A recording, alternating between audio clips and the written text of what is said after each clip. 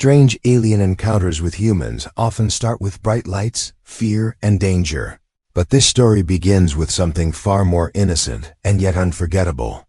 Because it begins with cookies. The kind of cookies that would forever change one man's life and drag him into a destiny he never asked for. A destiny that would test his heart and his courage, and leave him wondering why the universe had chosen him at all. Daniel lived a quiet life on the edge of town in a small wooden house surrounded by trees, fields, and the gentle hum of crickets at night. And for him, every day was almost the same. Wake up, drink coffee, work at his little repair shop, return home, eat a simple dinner, and go to sleep. Nothing exciting, nothing strange, until one evening when the air outside seemed heavier than usual, and the ground itself gave a faint shiver beneath his feet, as if something far away had landed, as if the earth was holding its breath. He stepped out into his backyard, the cool night air brushing against his skin, and he froze. Because there on the grass where his dog usually played was something that could not possibly belong to this world. A small silver craft, no bigger than a car, glowing faintly like a fallen star. And before his mind could even accept it, the hatch opened slowly with a low hiss, releasing a smell like sweet smoke mixed with wild flowers. And out stepped not a soldier, not a monster, but the last thing he could have imagined. An old woman, frail and bent, her skin pale with strange patterns like faint constellations, her eyes large and deep with both kindness and sadness, and she carried in her hands a small wooden basket. Daniel could not move, his breath caught somewhere in his chest, his thoughts racing between fear and disbelief. But the old alien woman, who looked more like a grandmother from some distant dream than an invader from the stars, smiled softly and spoke in a voice that felt warm, though he did not understand the words at first. And then slowly, somehow, her speech became clear to him, as if his ears had been tuned by the craft itself. She said, "Do not be afraid, child. I have brought you cookies." Cookies, he thought, unable to believe it, because the universe had just opened its doors into his backyard, and what came through was offering him something so human, so ordinary, yet so impossible.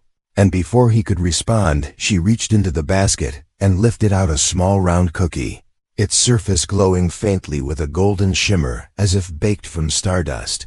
And she held it out to him with hands that trembled not with weakness but with emotion. Hands that had carried memories across galaxies, hesitant, his mind screaming that this was insane, that he should run or call someone, yet his heart strangely calm. Daniel reached out and accepted the cookie, and when he bit into it, his world seemed to fold and unfold again, because it did not taste like flour or sugar. It tasted like memories, warm laughter, fires on cold nights, the embrace of someone you had loved and lost. Every bite carrying an emotion that filled his chest and brought tears to his eyes without him even knowing why. And when he looked at her again, he saw tears glimmering in her own eyes, as if she too was remembering something precious. He asked, his voice trembling, "Who are you? Why are you here? Why me?" And she lowered her head for a moment, as if the question carried a weight she had long prepared to answer. Then she looked at him with a gaze so deep that for an instant he felt like a child before a grandmother who had lived 1,000 lives. And she said softly, "I came not for your world, Daniel. I came for you." The words struck him harder than the sight of the ship, harder than the taste of the impossible cookies. Because what did it mean that she came for him? A simple man with no power, no fame, no importance in the scale of humanity. And yet her words were firm and filled with sorrow, as if his life was tied to a story he had never chosen to enter.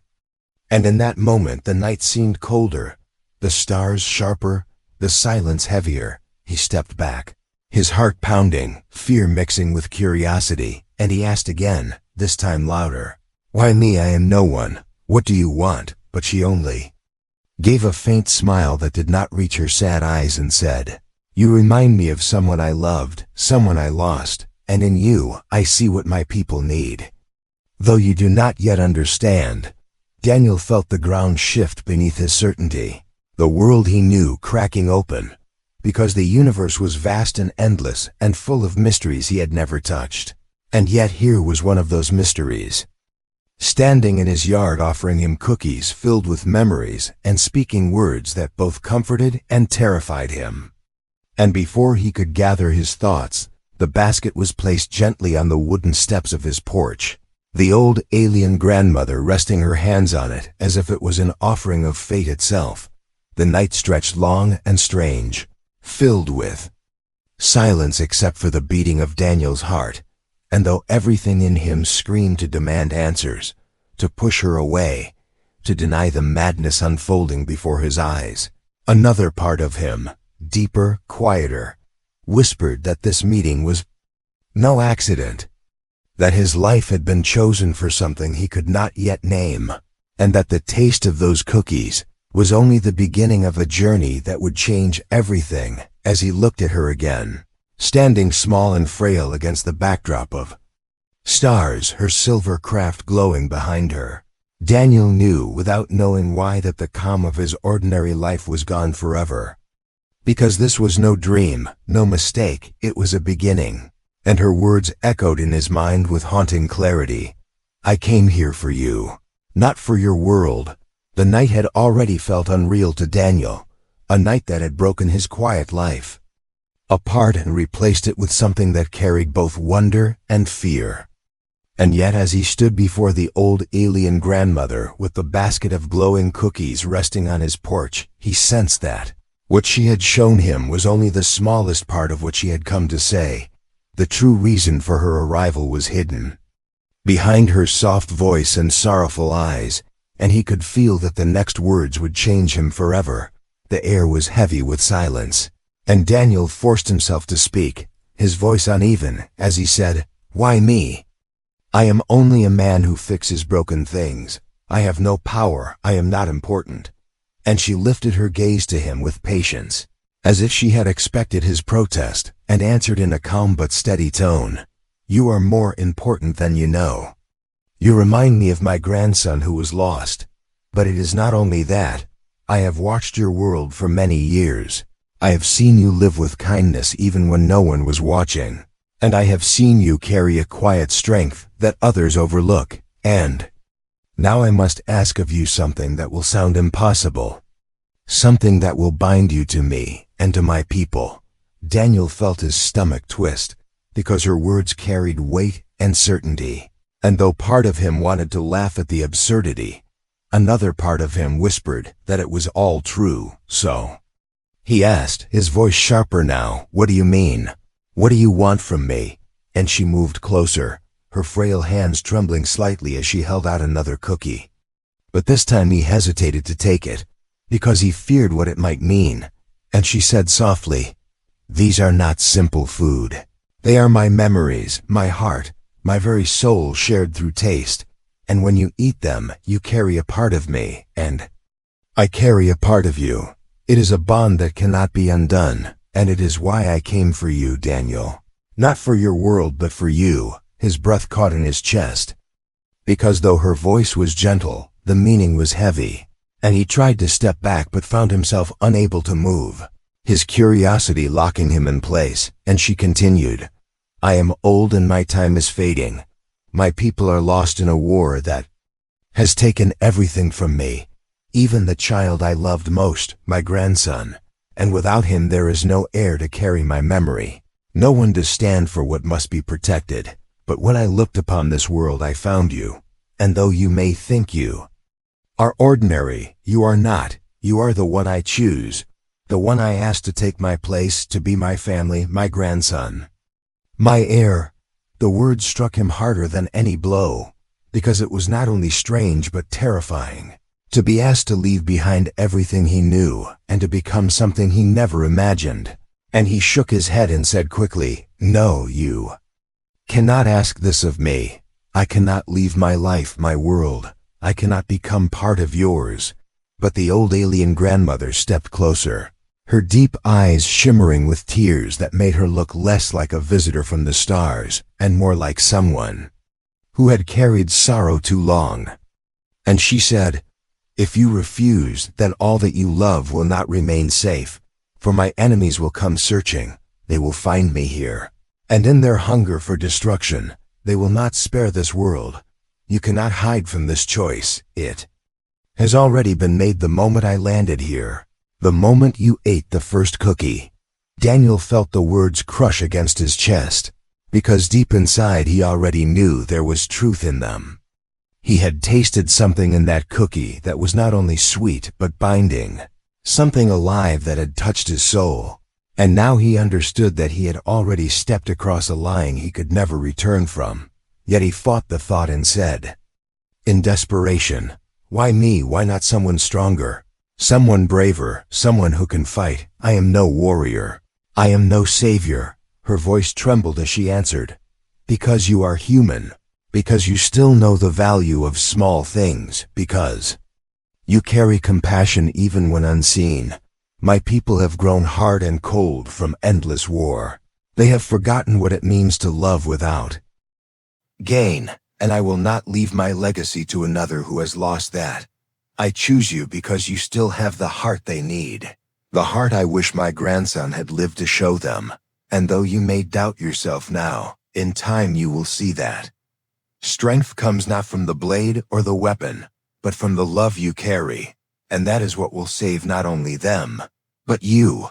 The night seemed to tighten around them, the stars brighter and colder, the air heavy as Daniel struggled with her words, and his mind raced with the impossible weight of what she asked. To leave Earth, to abandon everything he knew, to step into a war not his own. And yet in the shadow of her sorrow he felt a strange pull, a deep ache in his chest that whispered he could not simply walk away, not after hearing her voice tremble with pain, not after tasting her memories baked into stardust cookies that made him feel warmth he had forgotten in his own life. He looked at the basket again, glowing faintly on the porch, each cookie shining like a small star, and he wondered how something so simple could carry so much power, how something so ordinary could open doors to the unthinkable. And when he raised his eyes back to hers, he found her staring at him with a mixture of hope and fear, as if she had given all she had left to this moment. And she said one final time, her voice breaking, "Please, Daniel, do not say no, because if you refuse, then I lose not only my people, but my last chance at family, my last chance at love." Her words cut into him deeper than anything else, because beneath the strangeness of aliens and wars and galaxies, he saw only a grandmother, old and tired and desperate not to die alone, desperate not to leave behind a legacy of loss. And though his heart resisted, he felt tears rise in his own eyes because he knew that loneliness. He knew that fear of being forgotten. And in that instant, he was no longer only a man standing in his yard. He was part of something far greater, something terrifying, something that would change him forever. The silence stretched long, the night holding its breath. And Daniel's thoughts spun in circles as he searched for a way to escape. But deep down he knew there was none, for the bond had already been made.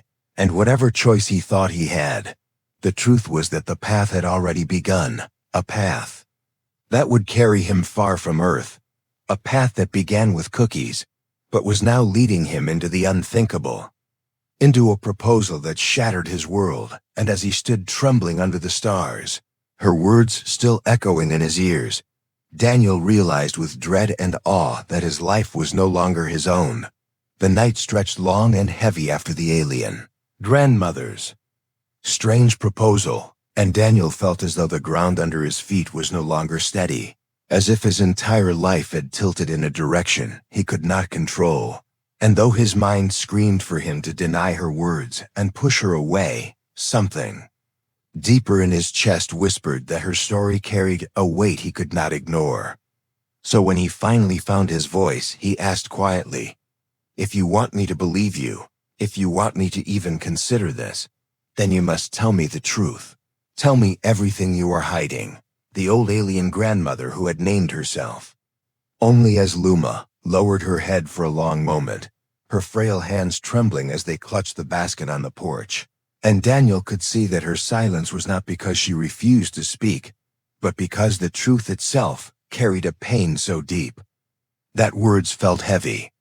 Yet after a moment she raised her eyes again, eyes glimmering with tears that reflected the faint light of the silver craft behind her, and she said, "Then listen, Daniel, and know that what I tell you will bind your fate even more tightly than before." She began to speak slowly, her voice weaving the story of a people torn apart by endless war, a people once proud and filled with love for creation, who had learned to travel across the stars and share their wisdom, but who had been dragged into a conflict that lasted generations, a war fought over pride, fear, and survival. And she told him how she had once been a leader among them, a guardian of memory, entrusted with carrying the traditions of her people through every age, and how she had been known not only as a teacher, but as a grandmother to all. Her voice shook as she spoke of her true grandson, a young boy full of laughter and light who had trained to be a protector, who had believed that love could end even the darkest war, and how he had gone into battle with hope in his heart, only to be taken from her by the cruelty of enemies who had no mercy. And as she spoke, Daniel saw in her eyes the endless pain of loss, the same kind of loss he had once known when he buried his own mother, though magnified 1,000 times by years of carrying it alone. Luma told him then that the cookies were not simple food, that each one carried a part of her spirit and memory, and when he ate them, they began to merge with him, weaving threads between their souls so that her life and his would no longer be separate. And he realized with shock that when he had tasted the first cookie and felt the flood of warmth and sorrow, it was not imagination but truth. It was her memory entering his heart, shaping him in ways he had not understood, and now he felt a strange weight in his body, as though something new was already growing within him. Daniel staggered back, his mind spinning, and he cried out, "You tricked me. You gave me no choice. You are changing me without my permission." But she raised her frail hands and said, "No, I did not trick you. I offered you a gift, and you accepted with your own hand. But yes, the bond has begun, and it cannot be undone. You will feel it in your blood, in your thoughts, in your dreams, because you are no longer only Daniel of Earth. You are also a part of me. And soon you will feel the pull of my people calling to you." Fear struck him like cold iron, because he understood that his ordinary life had already ended, that no matter what choice he made now, he was forever tied to her, and he shouted in desperation, "I do not want this. I did not ask for this. I just wanted to live my simple life." And for the first time her voice rose sharp with a sorrowful power. "Do you think I asked for this either? Do you think I wished to lose my family? To carry my memories alone across the stars? To place my hope on a stranger's shoulders? No, Daniel, I did not choose this path either. But fate has bound us together. And if you turn away now, you will not only doom my people, but also your own. For they will come, they will follow, and your earth will burn in their hunger." Her words cut deep into him, and though anger filled him, he also felt the tremble in her voice, the raw grief of a soul that had lost everything. And in that moment he saw not only an alien with strange powers, but a grandmother who had carried too much pain for too long. And his anger softened though his fear remained, so he asked more quietly, "Why me? Why did you choose me? Why not someone stronger, someone who can fight your battles?" And she stepped closer, her small figure trembling in the night wind, and she whispered, "Because strength alone is not enough. Because I have seen into your heart, Daniel. I have seen your kindness when you thought no one was watching. I have seen your patience with your neighbors, your quiet care for animals, your willingness to help even when it gave you nothing. And I tell you this, a man with such a heart is rarer than any soldier, rarer than any weapon. And that is why I chose you." The words sank into him like fire, because they were both terrifying and strangely comforting. And he remembered the moments she spoke of, the times when he had offered help to others in silence, never thinking they mattered, And now to hear that these small acts had been seen across the stars, that they were the reason he was chosen, filled him with a strange mixture of pride and dread, because it meant he could no longer pretend to be ordinary. He could no longer escape what was coming. Then her voice grew heavy again as she revealed the final truth, that the war her people fought was not only among themselves, but against an ancient enemy that devoured worlds, an enemy that had already begun to trace her presence here, and that soon they would come for her, and when they came, Earth would no longer be safe. And she said with sorrow, "They will find me, Daniel, and when they do, you must be ready. For if I fall, you will be the only one left to protect both your world and mine. And that is why the bond was made. That is why I gave you my memories, so that when the moment comes you will not stand as an ordinary man, but as my heir, my grandson, my legacy." Daniel felt his knees weaken as if the weight of the universe had been placed upon him, and his mind screamed with the desire to deny it, to throw it away.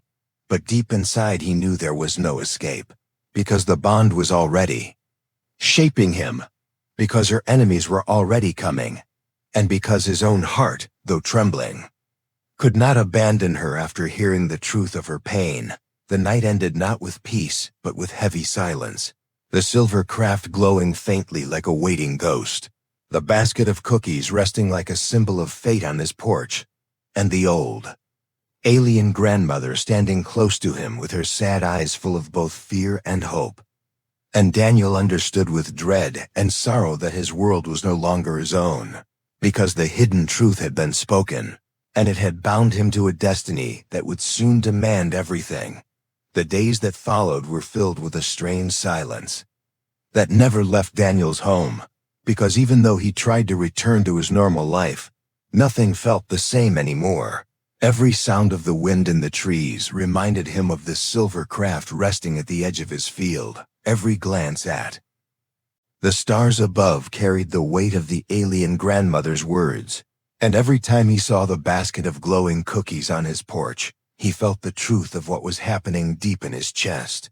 He was changing, his life was changing, and nothing could stop it. At first it was small, his body feeling stronger though he had not exercised, his mind clearer even in moments of exhaustion, and his dreams filled with visions of worlds he had never seen.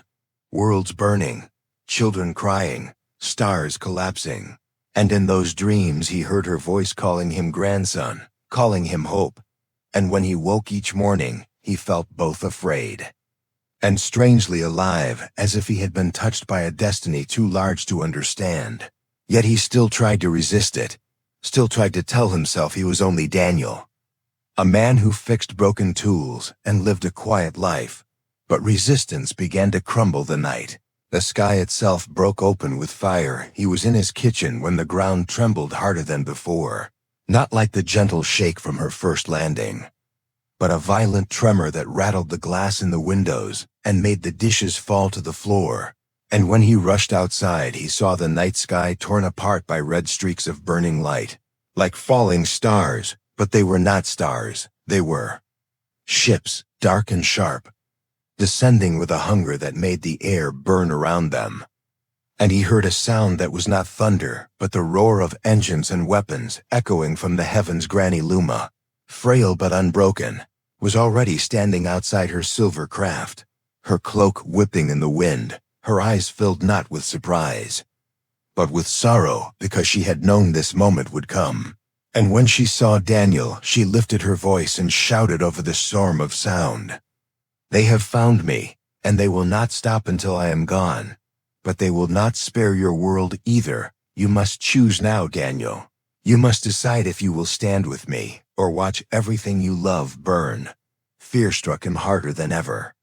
Before, his legs trembling, his chest tight, because before now it had only been words and memories. But now it was real. Now the sky was alive with enemies. And as the dark ships descended like vultures over the earth, he saw beams of searing light tear into the ground far beyond the trees, explosions shaking the horizon. The war that had destroyed her people was now spilling into his world. And he knew her warning had been true. Daniel felt his throat dry as he shouted, "I am no warrior. I cannot fight this." But she turned to him with a gaze so fierce and sorrowful it froze him in place. And she cried, "You are more than you. Believe the bond is inside you now. My strength is within you. You must trust it. You must trust me. For if you do not, we will both die. And so will your people." Before he could answer, the first enemy ship landed in the field with a hiss of burning metal, its black hull splitting open, and from it emerged tall shadowed figures, their armor jagged and alive with strange red light, their faces hidden behind cruel masks. And they moved with the precision of hunters, weapons glowing in their hands.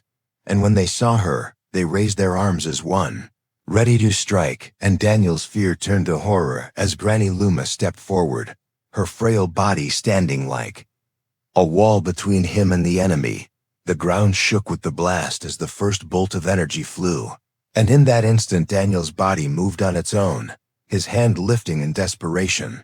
And to his shock, a field of light flared around him, shimmering like the glow of her cookies, and the bolt shattered against it, harmless, as if his very flesh had become a shield. And Granny Luma cried out, "Yes, Daniel, it has begun. You carry my bond, you carry my gift. Use it, do not fear." But Daniel was still trembling, the power that had burst from him leaving his chest burning, his arms weak, and he knew he could not hold it long. Yet when the armored figures advanced again, he felt something rise inside him, not anger, not hate, but the desperate need to protect, the same need he had felt when helping a neighbor fix a roof in the rain, the same need he had felt when rescuing a stray animal from the road, only now magnified until it was like fire in his veins. And he stood in front of Granny Luma, as if his fear no longer mattered. The battle in the field raged with chaos, beams of energy slicing through trees, the ground scorched with fire, the air filled with smoke.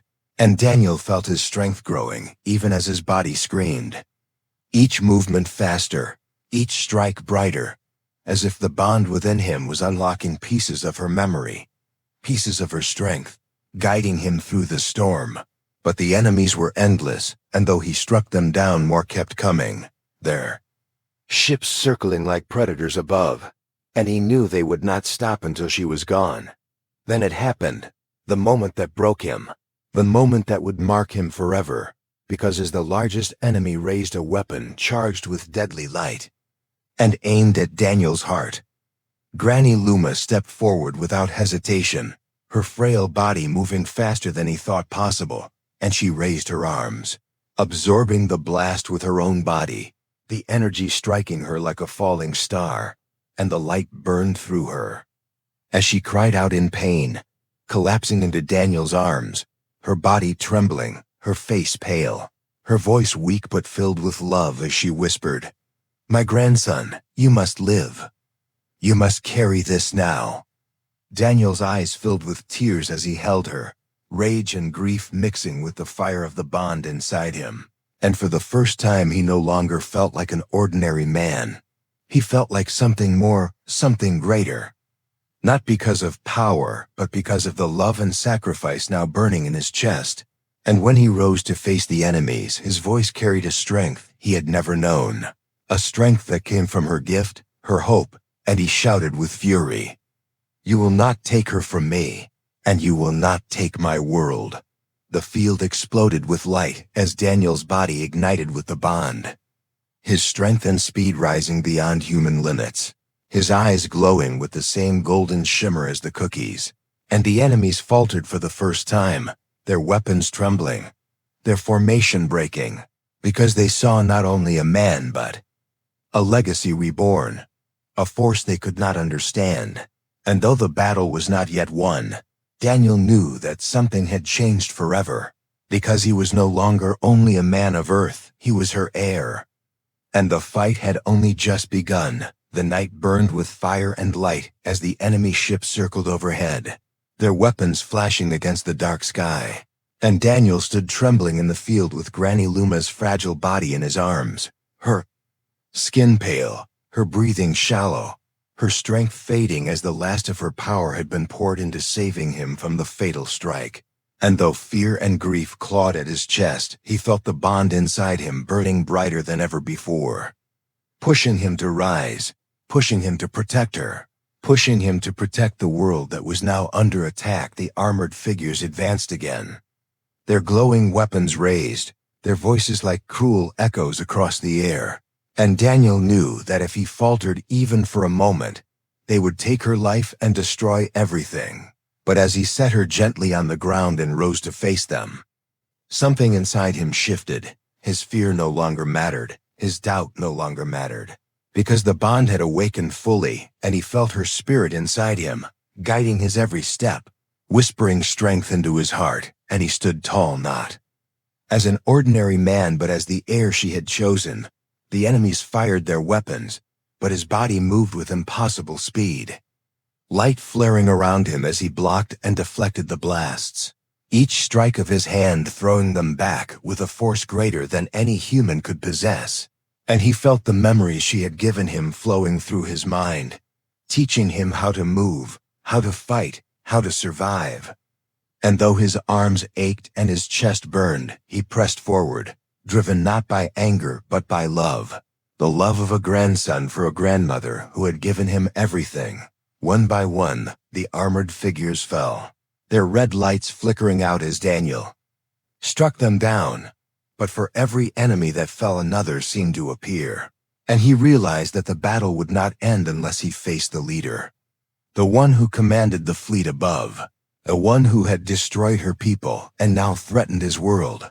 And when he lifted his eyes to the largest ship hovering in the sky, he felt the pull of destiny dragging him upward, telling him that the fight must end there.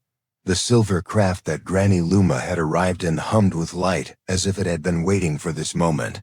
And as Daniel approached it, the hatch opened without his touch, glowing panels lighting the way. And though he had never flown anything more than a bicycle, he felt the ship respond to his thoughts, as if the bond connected him to it as well, as if her memories had already planted the knowledge he needed inside his mind. And with a deep breath, he carried her frail body inside, laying her gently on a soft seat before taking the controls. With trembling hands, the ship rose into the air, lifting above the burning trees and the flashing enemy fire.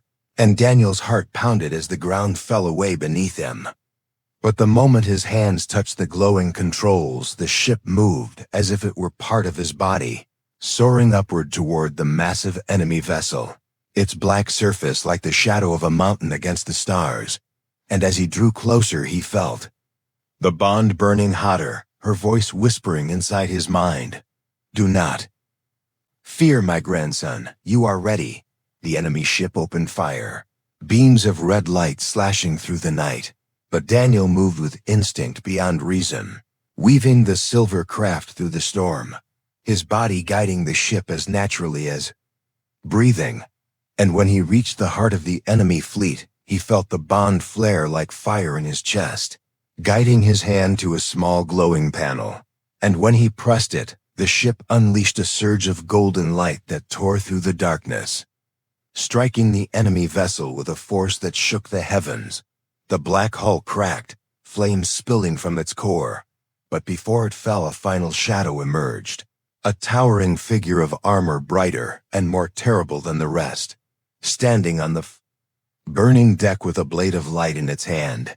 And Daniel felt his breath catch because he knew this was the leader, the one who had hunted Luma across the stars, the one who had taken her grandson and countless lives before.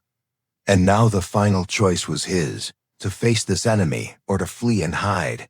But his heart told him there was no escape, that everything had led to this moment. He landed the silver craft on the burning deck, the air alive with smoke and fire, and stepped out with the bond glowing through his veins, his body trembling with exhaustion but his spirit unbroken. And the leader raised its weapon with a roar that echoed across the metal walls. But Daniel stood firm, his fists glowing with golden light, his voice steady as he shouted, "You will not take her from me, and you will not take my world." The battle that followed was unlike anything he had ever known. The enemy striking with speed and power that could crush stone. Daniel countering with light and strength that came not from his body alone, but from the bond. From the love and memories of Granny Luma flowing through him, and every strike carried. Not only force but sorrow, not only defense but hope, until the two forces clashed in an explosion of light that shook the ship to its core at last. With one final strike, Daniel drove his glowing hand into the enemy's chest, the light bursting outward and tearing the dark armor apart, and the leader collapsed with a scream that faded into silence. The blade falling from its hand as the ship itself began to break apart around them, flames tearing through the deck, alarms echoing through the halls, and Daniel stumbled back to the silver craft, his body nearly broken but his spirit burning. Bright he carried Granny Luma's body once more into the ship as the enemy vessel exploded behind them. Fire lighting the sky as the fleet scattered and fled, their leader gone, their courage broken, and the silver craft carried Daniel and Luma back down to Earth, landing gently in the same field where it had first appeared, the night now quiet. Except for the crackle of flames in the distance, Daniel sat beside her, holding her frail hand, tears running down his face as he whispered, "It's over, we made it." But she shook her head weakly, her eyes soft, her voice barely a whisper. As she said, "It is not I who made it. It is you, my grandson, my heir, my hope." And with her last breath, she smiled at him with love, her eyes closing as her spirit passed fully into him. The bond glowing bright one final time before settling deep within his soul. Daniel wept in the silence, the stars shining cold above him. But as he looked at the silver craft glowing softly at his side, and felt the warmth of her presence still alive within him, he knew he was no longer alone. He knew he carried her legacy, and though he had lost her in body, he would carry her in spirit forever, protecting Earth, protecting her people, protecting the bond that had begun with something as simple as a cookie and had ended with the unthinkable. He rose slowly, his heart heavy but steady, and as he looked at the horizon he whispered to himself, "First cookies, then the unthinkable. Now I carry her promise, and I will not fail." And with those words Daniel stepped into the future, no longer an ordinary man, but the grandson of the stars, the protector of two worlds, and the living legacy of an alien grandmother whose love had shattered his world and rebuilt it into something greater. The end.